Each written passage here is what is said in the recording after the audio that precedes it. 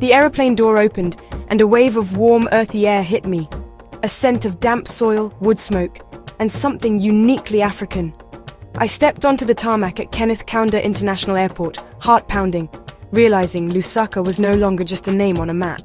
The arrivals hall buzzed with voices in unfamiliar languages, joyful reunions, and the chaos of life in motion.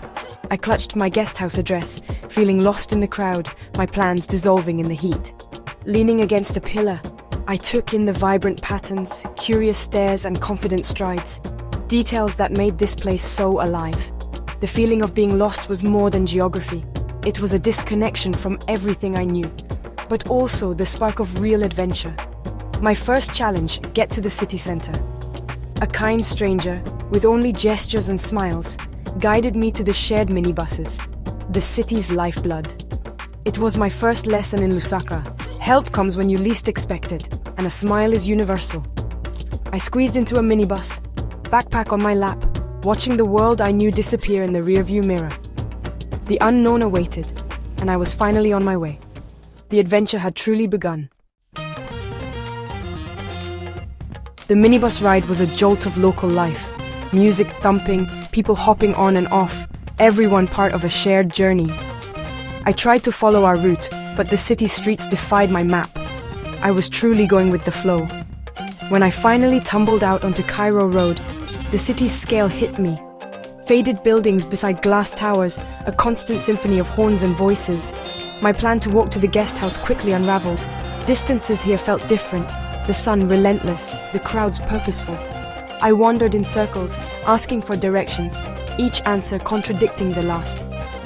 Frustration faded as I glimpsed the real Lusaka. School children laughing, women choosing vegetables, men playing board games in the shade. I was an outsider, but also a witness to everyday life. Every wrong turn revealed more of the city's true character.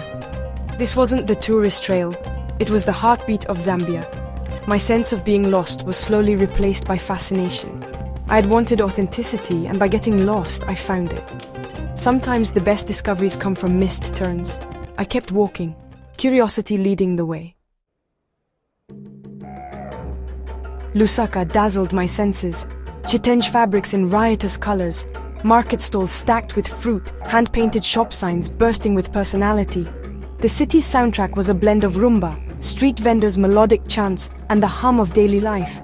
The aroma of roasting maize, sweet fruit, and spicy cooking filled the air, each scent a memory in the making. I noticed the skill of a shoemaker, the intensity of football fans around a tiny TV, the artistry in women's hairstyles. These weren't tourist sites, but glimpses into the city's soul. Getting lost had opened my eyes to the beauty in the ordinary. Every sense was alive, every moment a discovery. Lusaka was a living canvas, and I was finally seeing it. The city's true colors revealed themselves in the details.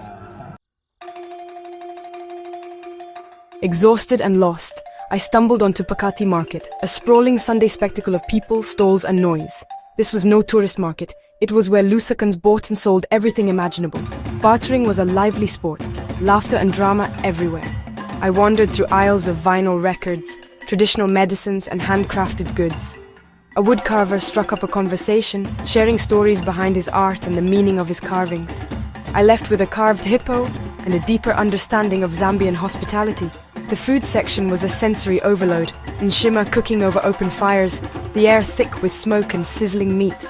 I bought grilled chicken and rice, clumsily eating with my hands as locals laughed and encouraged me. Sitting on a crate, surrounded by the market's energy, I felt a profound sense of connection. I was no longer just a lost tourist, I was part of the city's rhythm. Sometimes, the best experiences are the ones you never plan. The market was a treasure I'd never have found on purpose. The market revived me, but I was still far from my guest house. I changed tactics, no more just asking for directions. I started real conversations. A group of young men debated the best route for me, and Ben, fluent in English, became my guide. "You are very far. We must take a taxi," he declared, negotiating a ride and joining me to ensure I arrived safely. Ben's kindness was striking. He was a stranger, yet he insisted on helping, refusing any payment.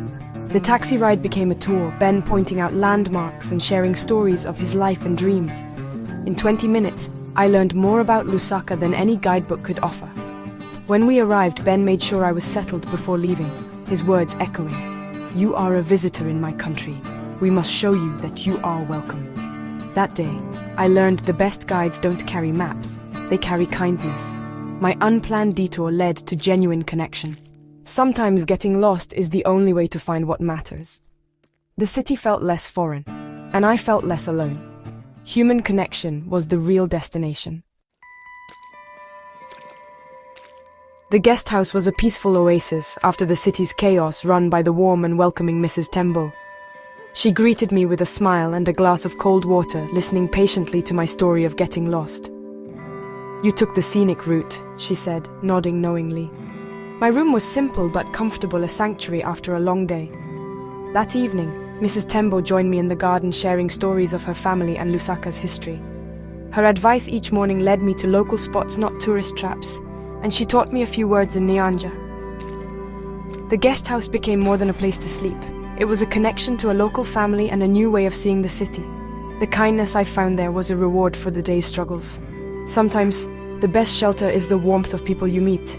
I realized that home can be found in unexpected places. The city felt less intimidating and I felt more at home. My journey was no longer just about places, but about people. The real comfort was in the connections I made. Food became my gateway to Zambian culture, starting with grilled chicken at the Sunday market. Encouraged by Mrs. Tembo, I sought out local takeaways, sampling nshima with kapenta ifisashi, beef stew and chicken. Learning to eat nshima with my hand was humbling. Locals laughed, but always helped me get it right. Meals were social events. My presence sparked conversations and invitations to share tables. One man explained, "Nshima is more than food, it is our strength, it connects us all." Food was a bridge, connecting me to people and stories I'd never have found otherwise. Stepping outside my comfort zone, I discovered new flavors and a deeper understanding of Zambia. The heart of a culture is found in its kitchens and dinner tables. My culinary adventure was a delicious detour, nourishing both body and soul. Getting lost led me to the real taste of Zambia. Every meal was a lesson in humility and connection. The unfamiliar became familiar, one bite at a time. Food turned strangers into friends. On my last evening, I climbed a small hill Ben had recommended to watch the sunset over Lusaka. The city softened under strokes of orange and pink, the chaos below fading into peaceful quiet. I reflected on my journey, arriving lost and anxious, but finding so much more than I'd planned. The best moments weren't on any itinerary. The market's chaos, Ben's kindness, Mrs. Tembo's wisdom, the taste of nshima. Getting lost was a gift, forcing me to let go and be present. The fear of the unknown transformed into appreciation for unpredictability. The real journey wasn't about sights, but about connections and growth. As the sun disappeared, I felt peace and gratitude. I came to see a new country, but left with a new perspective on myself. Sometimes the best discoveries are the ones you never expect. Lusaka changed how I travel. I stopped planning every detail and embraced the beauty of the unplanned detour. The most authentic moments happen when you throw away the map and let curiosity lead. This lesson goes beyond travel. Growth happens when we face the unexpected. Navigating Lusaka was a metaphor for life's challenges, trusting instincts, accepting help, and moving forward even when the path is unclear. The confidence I gained was the best souvenir. My advice: embrace the unknown, get a little lost, and let serendipity guide you. The heart of a place, and of yourself, is revealed in unscripted moments. Life is full of unexpected turns. See them as opportunities for adventure. The most rewarding journeys are the ones we don't chart in advance. The real magic is always found along the way, when you allow yourself to be beautifully, wonderfully lost.